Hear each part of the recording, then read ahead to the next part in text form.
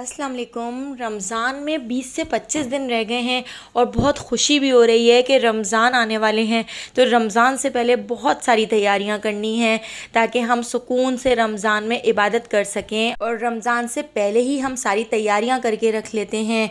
तो यहाँ पर मैंने ढेर सारी चीज़ें बना के रख ली हैं जो रमज़ान से पहले ही हम स्टोर करके रख लेंगे ताकि रमज़ान में हमें बहुत आसानी हो जाए, क्योंकि रमज़ान में टाइम बहुत शॉर्ट होता है, इसलिए रमज़ान से पहले ही ये सारी तैयारियां करना ज़रूरी है। तो चलिए पूरी तैयारी देख लेते हैं। रमज़ान में टाइम बहुत कम होता है, तो रमज़ान से पहले ही ये खस्ता प्याज फ्राई कर लें जो बग़ैर ऑयल के फ्राई करेंगे। और जब भी आप कोई सालन बनाएं, कोई भी आप चीज़ बनाएं, उसमें आप इसको इस्तेमाल कर सकते हैं। इसमें बिल्कुल भी कोई मेहनत नहीं है।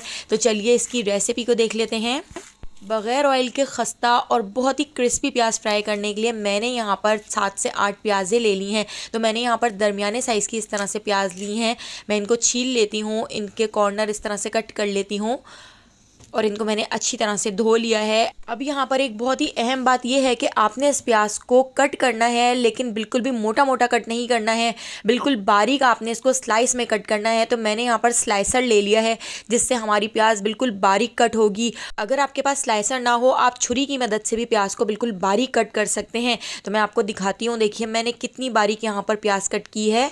इस तरह से हमने प्याज को स्लाइस में बारीक कट करना है। अगर आपकी प्याज बारीक कटी हुई होगी तो आपकी जो प्याज फ्राई होगी वो बहुत ही अच्छी फ्राई होगी, बहुत ही क्रिस्पी प्याज फ्राई होगी। तो बिल्कुल इसी तरह से सारी प्याज को मैंने बिल्कुल बारीक स्लाइसर से इस तरह से कट कर लिया है। तो यहाँ पर हमारी सारी प्याजें हमने इस तरह से कट करके रख ली हैं। तो चलिए अब हम इनको फ्राई करना शुरू करते हैं। तो हमने इनको बगैर ऑयल के फ्राई करना है। तो मैंने यहाँ पर नॉन स्टिक कढ़ाई ले ली है। अगर आपके पास नॉन स्टिक बर्तन ना हो तो उसकी जगह आप मोटे तले की कोई पतीली या मोटे तले की कोई कढ़ाई ले सकते हैं, वरना प्याज चिपकेगी, क्योंकि हमने इसमें ना ही तो कोई ऑयल ऐड किया है, ना ही घी ऐड किया है, ना ही कोई पानी ऐड किया है। तो हमने बस इसी तरह से नॉन स्टिक कढ़ाई के अंदर इसको ऐड कर देना है और इसको चमचा चलाते हुए हमने फ्राई करना है। तो आपने इसको फ्राई करते वक्त हर 1 से 2 मिनट में चमचा चलाना है। बिल्कुल भी कोई मेहनत नहीं लगेगी, बस आपने 1 से 2 मिनट में आकर इसका चमचा चलाना है, वरना ये नीचे लग जाएगी और नीचे की प्याज ज़्यादा फ्राई हो जाएगी, कड़वी हो जाएगी और बहुत ज़्यादा डार्क हो जाएगी और ऊपर की प्याज वाइट वाइट सी रहेगी। तो आपने इस तरह से चमचा चलाते हुए प्याज को फ्राई करते जाना है।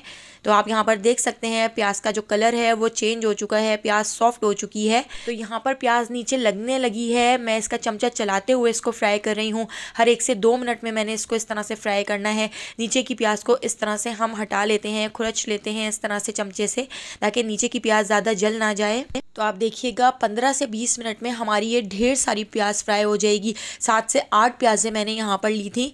तो यहाँ पर देखिए हमारी जो प्याज है उसका कलर भी चेंज होता जा रहा है, हल्का हल्का सा इसके ऊपर गोल्डन सा कलर आता जा रहा है। तो हमने जो प्याज को फ्राई करना है वो मीडियम टू लो फ्लेम पर फ्राई करना है, बहुत ज़्यादा हाई फ्लेम पर फ्राई नहीं करेंगे। लो से थोड़े से ज़्यादा फ्लेम पर आप इसको फ्राई कर सकते हैं, वरना प्याज फ्राई तो हो जाएगी, डार्क कलर हो जाएगा, लेकिन क्रिस्पी प्याज फ्राई नहीं हो सकेगी। देखते ही देखते आप देखिए हमारी जो प्याज है यहाँ पर क्रिस्पी होना शुरू हो गई है, बिल्कुल भी नीचे अब चिपक नहीं रही है। और यहाँ पर हमारी बहुत ही क्रिस्पी, बहुत ही ज़बरदस्त बग़ैर ऑयल के प्याज फ्राई हो चुकी है। आप देखिए कितनी अच्छी प्याज फ्राई हुई है। आप इसको 2 महीने तक भी स्टोर करके रखेंगे तो ये बिल्कुल ख़राब नहीं होगी। किसी भी सालन में आप इसको इस्तेमाल कर सकते हैं। रमज़ान के लिए तो बहुत ही यूज़फुल रेसिपी है कि रमज़ान में आराम से हम इबादत कर सकें और घर के सारे इस तरह के काम हम रमज़ान से पहले ही निपटा लें। तो देखिए कितनी क्रिस्पी हमारी यहाँ पर प्याज फ्राई हुई है। इसको स्टोर करने के लिए किसी भी बॉक्स के अंदर आप एक टिश्यू रख दें, टिश्यू के ऊपर आप प्याज डाल दें और प्याज के ऊपर आपने एक और टिश्यू रखना है। केमिकल के लाल शरबत बना के तैयार करेंगे। रमज़ान में अफ्तार में सबके घर में लाल शरबत बनता है। तो यहाँ पर हमने एक कढ़ाई ले ली है। कढ़ाई के अंदर हम ऐड कर देते हैं 2 कप चीनी। 2 कप चीनी से हमारा बहुत सारा शरबत बनकर तैयार हो जाएगा।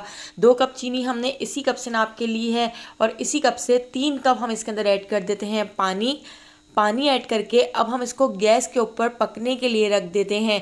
हमने चीनी को मेल्ट कर लेना है। पानी को चीनी में अच्छी तरह से हमने घोल लिया है। अब हम इसके अंदर ऐड कर देते हैं रेड फूड कलर। तो मेरे पास लिक्विड में रेड फूड कलर है, अगर आपके पास पाउडर फॉर्म में हो या जेल फॉर्म में हो तो वो रेड फूड कलर भी आप इसके अंदर ऐड कर सकते हैं।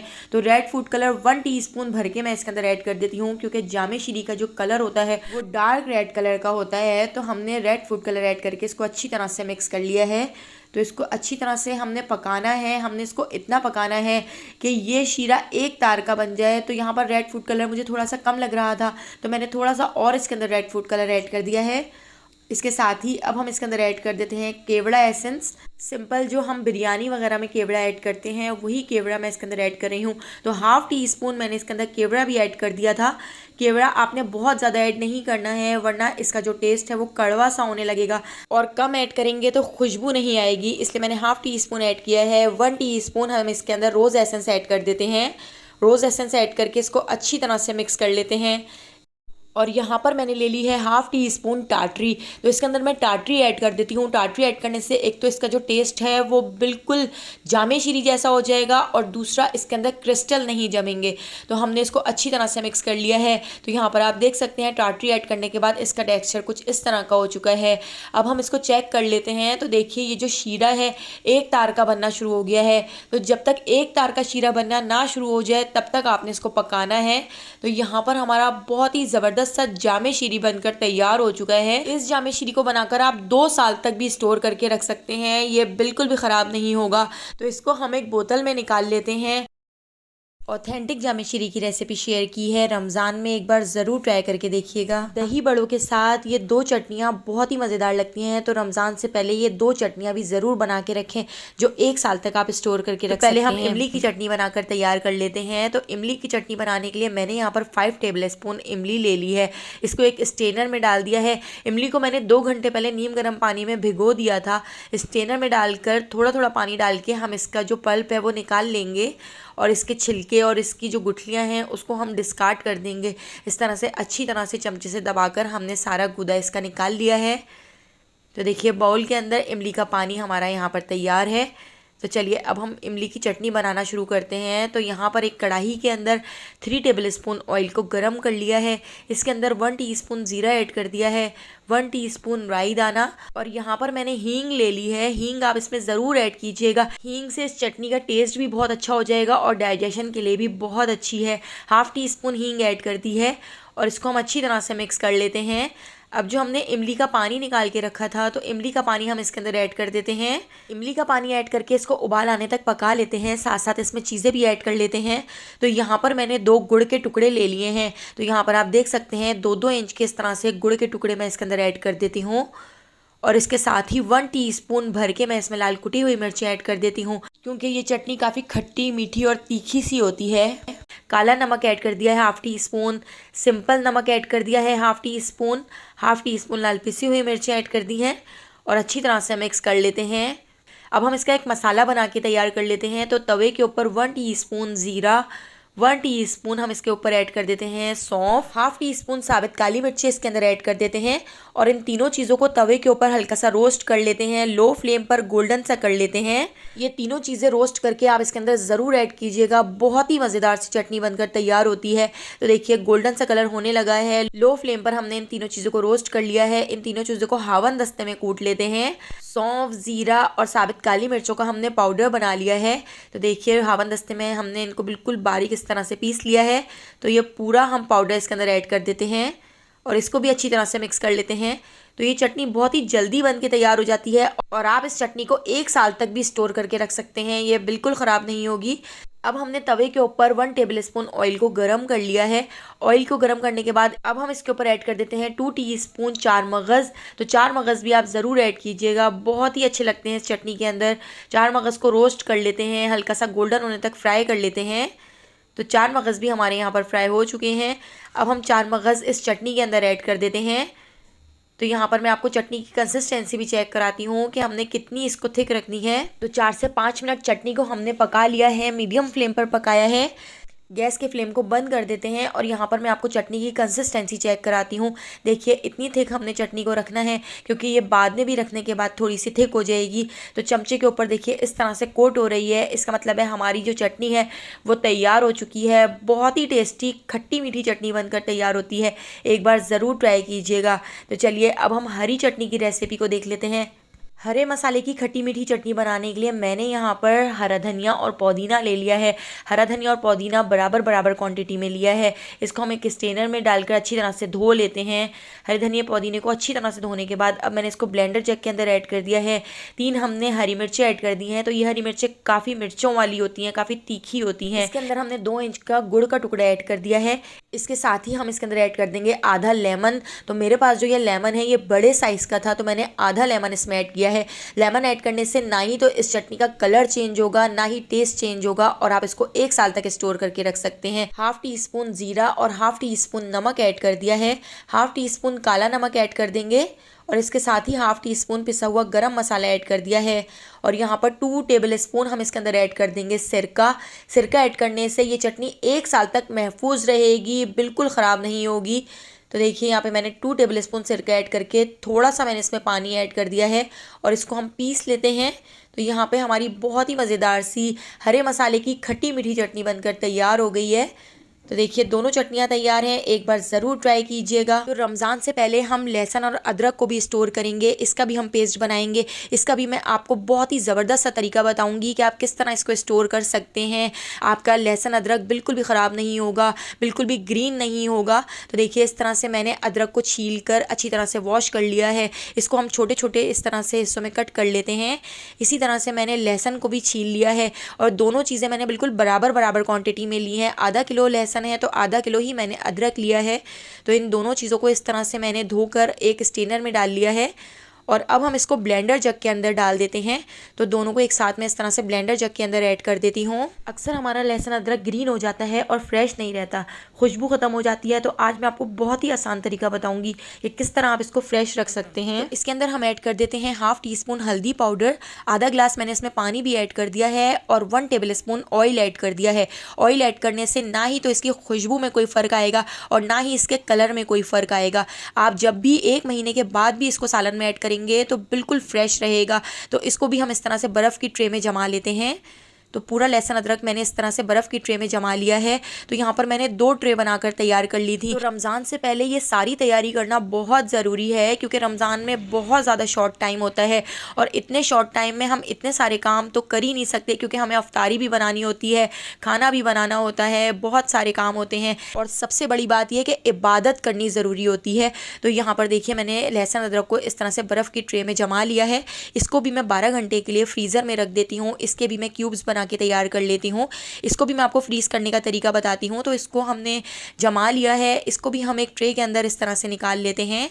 ट्रे के अंदर निकालने के बाद मैंने यहाँ पर जिप लॉक बैग तो नहीं लिया है, आप किसी शॉपर में भी इसको फ्रीज़ कर सकते हैं।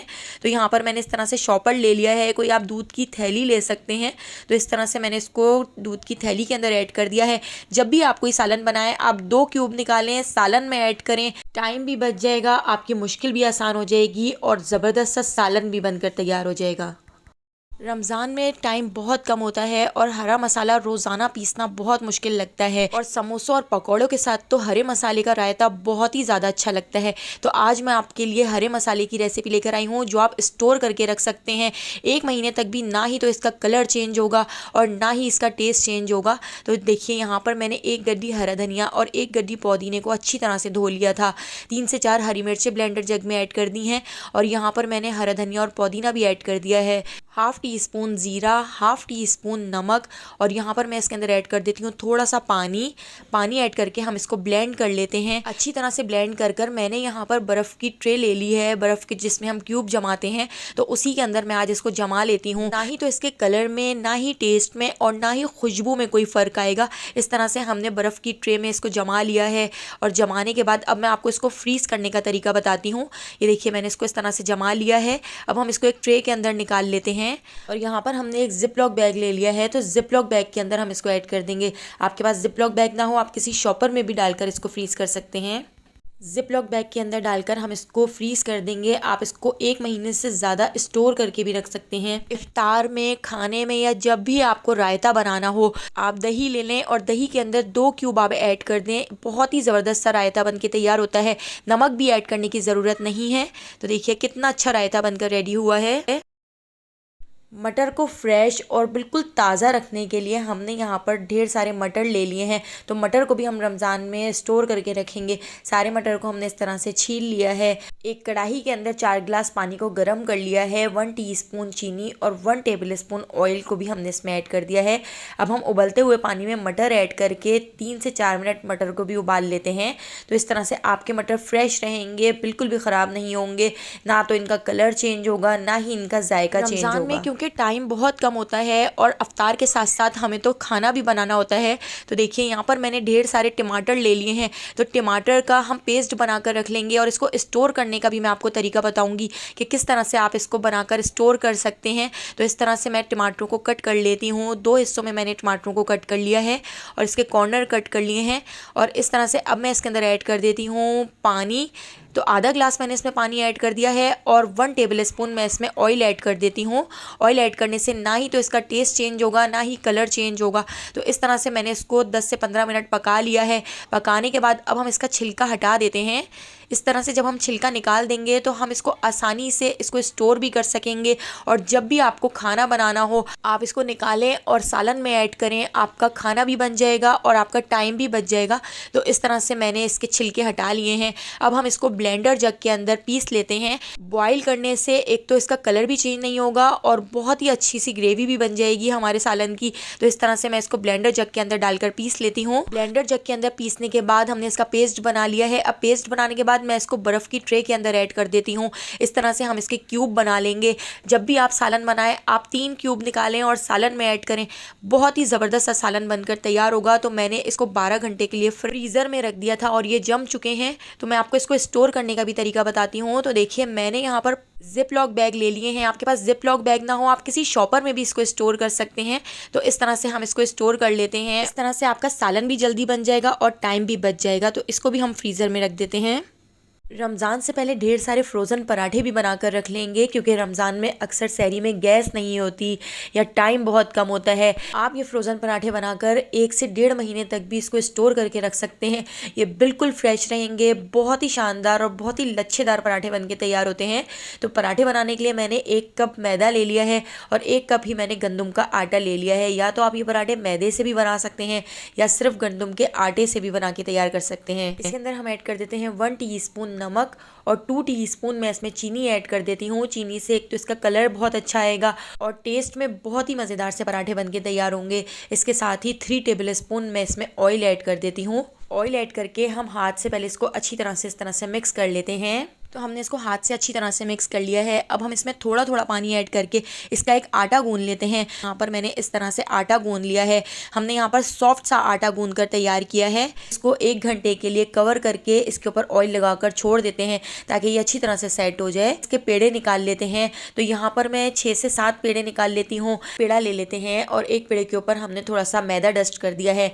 मैदे को डस्ट करने के बाद इसको हम बेल लेते हैं। तो इस रोटी को हमने बिल्कुल पतला बेलना है, जितना पतला हो सके और जितनी बड़ी हो सके आपने ये रोटी बेल लेनी है। अब इस रोटी के ऊपर हम अच्छी तरह से भरकर घी लगा देते हैं।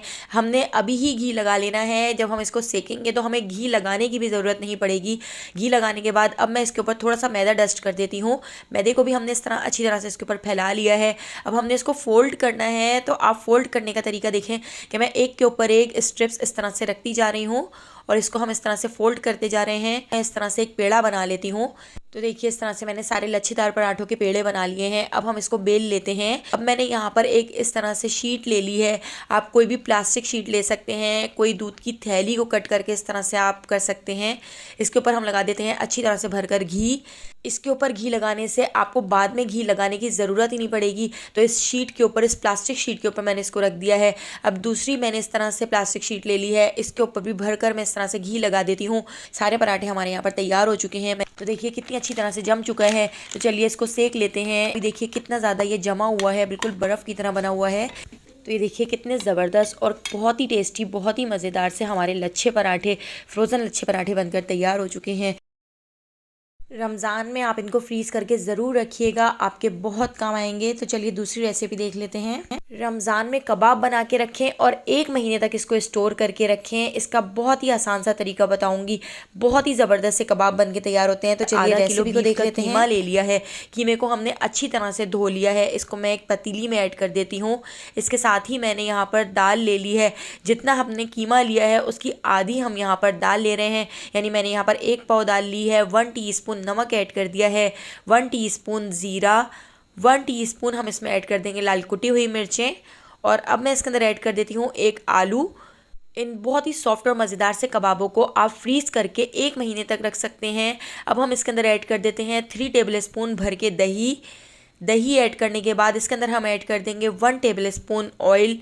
और इसके साथ ही हम इसके अंदर ऐड कर देते हैं 3 टेबल स्पून भर के लहसुन अदरक का पेस्ट। तो लहसुन अदरक को मैंने इस तरह से एक बोल में जमा लिया था।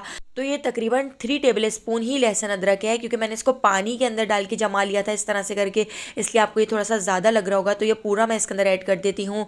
इसके साथ ही हम इसके अंदर ऐड कर देंगे 1/2 टीस्पून साबित काली मिर्चें, 1 टीस्पून हम इसके अंदर ऐड कर देंगे साबित धनिया, एक हम इसके अंदर ऐड कर देंगे दालचीनी का टुकड़ा, 2 बड़ी इलायची, 5 से 6 लौंग हम इसमें ऐड कर देते हैं और 1/2 टीस्पून हल्दी पाउडर ऐड कर देंगे, इससे अच्छा सा कलर आएगा।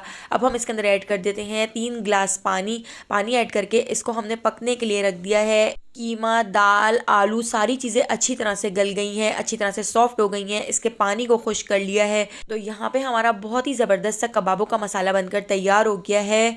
अब हम इनको ठंडा करके पीस लेते हैं। तो ये ठंडा हो चुका है।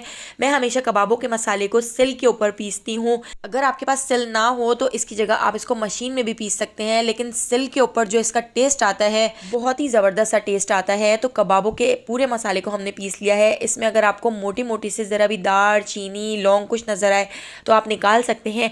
वैसे तो मैंने सिल के ऊपर बहुत अच्छी तरह से सारे खड़े मसालों को पीस लिया है। अब हम इसके अंदर ऐड कर देते हैं ढेर सारा हरा धनिया, पुदीना और हरी मिर्चें और 1 अंडा हमने इसमें ऐड कर दिया है। 1/2 टीस्पून गरम मसाला ऐड कर दिया है और हाथ से हम इसको अच्छी तरह से मिक्स कर लेते हैं। तो हमने इसमें प्याज ऐड नहीं करनी है, क्योंकि हमने इसको रमज़ान के लिए फ्रीज़ करके रखने हैं। अगर हम इसमें प्याज ऐड करेंगे तो इसमें हल्की सी स्मेल सी आना शुरू हो जाएगी और हम इसको ज़्यादा दिन फ्रीज़ नहीं कर सकेंगे। तो आज मैं कबाब इस शेप के बना रही हूँ। देखिए इस तरह आप लंबाई में भी इसको बना सकते हैं, जो दिखने में बहुत अच्छे लगते हैं। आप चाहें तो आप सर्कल शेप में भी बना सकते हैं। तो सारे कबाब बिल्कुल इसी शेप के बनाकर हम एक ट्रे में रख लेते हैं। और इन कबाबों को ट्रे में रखने के बाद अब मैं इसको आधे घंटे के लिए फ्रीज़र में रख देती हूँ, ताकि ये थोड़े से हार्ड हो जाएं।